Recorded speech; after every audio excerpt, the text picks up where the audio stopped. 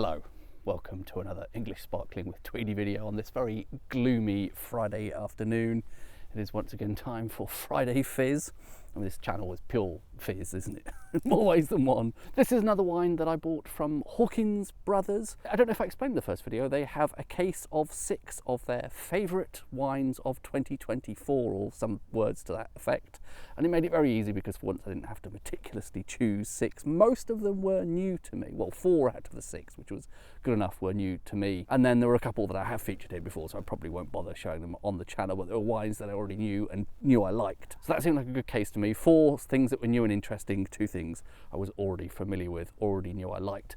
This, a completely new vineyard to me. I don't think I've even heard of this. Goodworth. They are in the Test Valley in Hampshire. This is their 2019 vintage. I don't know if they've even released many more vintages than this. Helpfully, it has the cepage, the breakdown of grapes on the back. 53% Chardonnay, 33% Pinot Noir and 14% Pinot Meunier. So that's a roughly similar sort of blend to your typical Nightimber Classic Cuvée, for example. This is a fairly standard sort of breakdown for an English Classic Cuvée. It's going to be a little bit more Chardonnay than anything else, so I'm expecting sort of orchard fruit kind of character predominantly. Relatively quiet on the heath. It is a weekday, as I said, a Friday. The gloomy weather has probably dissuaded people from coming out. There probably isn't going to be much to see of the sunset about an hour from now. It's a sort of, not exactly a Diam, but one of those Diam style corks, some sort of composite technical cork, which I approve of. Still made of cork, but less likely to be faulty.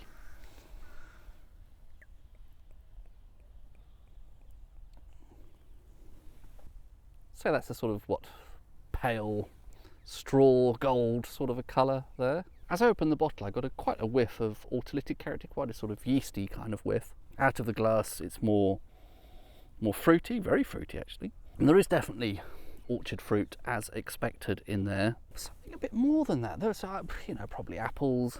Nice sort of sweet edge to that. That almost kind of honeysuckle, honeyed sort of edges. Maybe pear.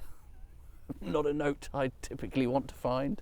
I would say the apple has a slightly baked character. Perhaps that's partly down to that interesting sort of sweet edge to the smell I'm also picking up. That slightly honeyed, slightly sweet edge. But yeah, that's a nice start. Nice, crisp, cool zing there. Crisp, mineral, cool zing.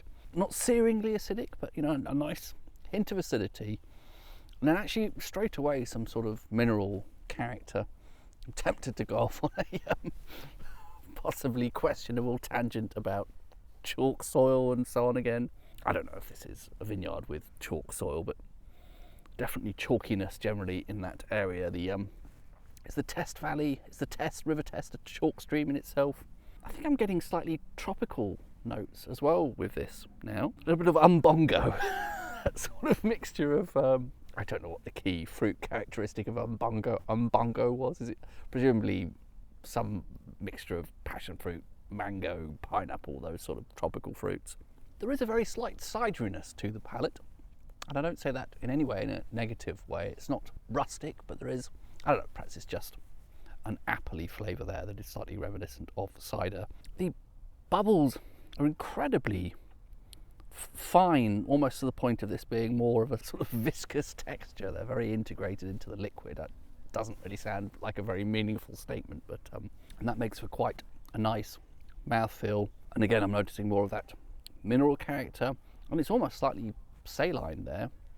There's quite a lot going on here. We have orchard fruit, a bit tropical, quite an interesting texture and mouthfeel to it.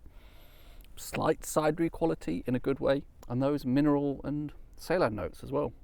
I do want to come back to that, the character of fizz there, that effervescence, because it's I would say lightly sparkling. It's not in fact very sort of heavily, intensely carbonated. None of this is bad, but that's quite interesting, unusual. The style of fizz here is quite light.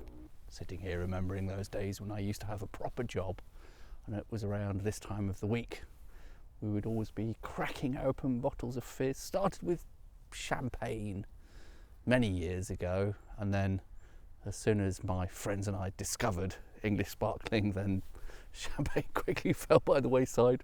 It does seem to be one of those old habits which die hard, sort of 4 or 5 o'clock on a Friday afternoon / early evening, cracking open a bottle of something sparkling. Of course, when I was in the corporate world, the scenery was never quite as nice. I think this is pretty nice. It is doing something a little bit different from its neighbours in Hampshire, particularly like what I perceive to be those slightly tropical fruit edges. Probably far too much babbling. Anyway, it is very pleasant. Enjoying that. Cheers.